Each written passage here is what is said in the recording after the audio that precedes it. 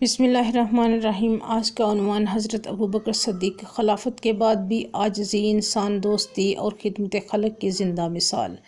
اسلامی تاریخ کے ان عظیم کرداروں میں حضرت ابوبکر صدیق رضی اللہ تعالی عنہ کا مقام سب سے بلند ہے۔ آپ نہ صرف رسول اللہ صلی اللہ علیہ وآلہ وسلم کے جانثار صحابی تھے بلکہ یارغار اور پہلے خلیفہ راشد بھی تھے، بلکہ خلافت کے بعد بھی آپ نے خدمت خلق اور عاجزی کی جو اعلیٰ مثالیں قائم کی ہیں وہ رہتی دنیا تک انسانیت کے لیے مشعل راہ رہیں گی۔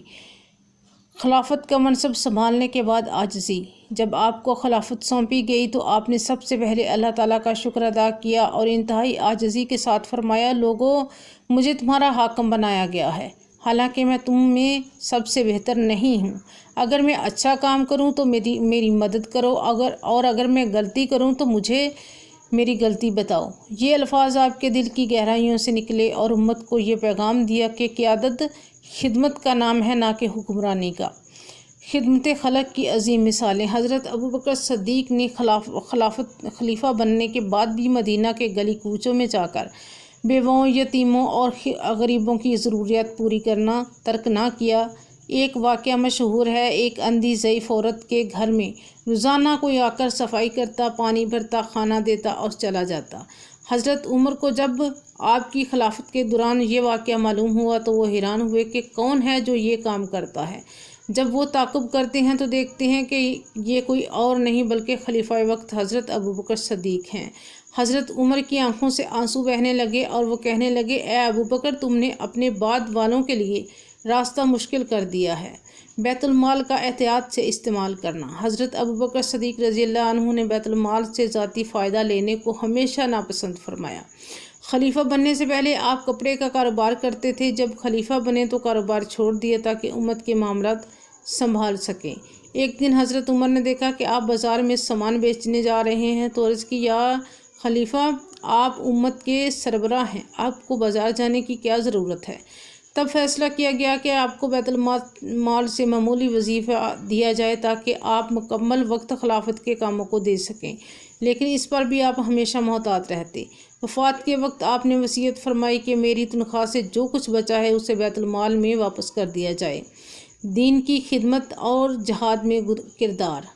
خلافت کے ابتدائی دنوں میں ہی جب عرب قبائل مرتد ہو گئے اور زکوٰۃ دینے سے انکار کیا تو آپ نے سخت موقف اختیار کیا اور فرمایا، خدا کی قسم، اگر وہ اونٹ کی ایک رسی بھی جو رسول اللہ صلی اللہ علیہ وآلہ وسلم کے زمانے میں دیتے تھے اب روکیں گے تو میں ان سے جنگ کروں گا۔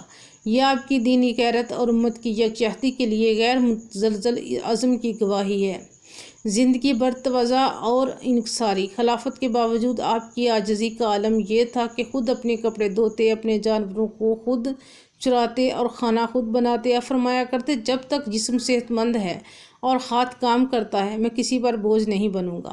ایک بار کسی نے آپ سے عرض کیا کہ آپ امیر المومنین ہیں، آپ کو یہ سب خود کرنے کی کیا ضرورت ہے؟ آپ نے مسکرا کر فرمایا، امیر المومنین کا مطلب خادم مخلوق ہے، حاکم نہیں۔ آخری ایام اور امت کے لیے وصیت۔ جب آپ کی وفات کا وقت قریب آیا تو آپ نے خلافت کی ذمہ داری کے لیے حضرت عمر کو نامزد کیا، مگر ساتھ ہی امت کے لیے ایک سادہ وصیت کی، میں نے تمہارے لیے کوئی خزانہ نہیں چھوڑا، صرف اللہ سے امید ہے کہ وہ میری مغفرت فرمائے۔ حضرت عائشہ رضی اللہ عنہا بیان فرماتی ہیں کہ آپ کی وفات کے بعد ہم نے آپ کے زیر استعمال ایک کمبل، ایک پانی پینے کا پیالہ اور ایک غلام پایا۔ یہ تھے دنیا کے سب سے طاقتور مسلمان مگر سب سے عاجز اور خدمت گزار انسان۔ حضرت ابوبکر صدیق رضی اللہ عنہ کی زندگی ہمیں یہ سبق دیتی ہے کہ قیادت خدمت کا نام ہے، دولت جمع کرنے کا نام نہیں۔ خلیفہ ہو یا عام فرد، ہر شخص کا فرض ہے کہ وہ انسانیت کی خدمت کرے، بڑوں کا احترام کرے، کمزوروں کا سہارا بنے اور دین کی حفاظت میں کوشاں رہیں۔ آپ کی زندگی ہمیں یہ سبق دیتی ہے کہ اختیار ملنے کے بعد بھی خود کو خدا کے سامنے جواب دہ سمجھنا ہی اصل کامیابی ہے۔ اگر آپ کو یہ ویڈیو اچھی لگے تو لائک شیئر ضرور کیجیے۔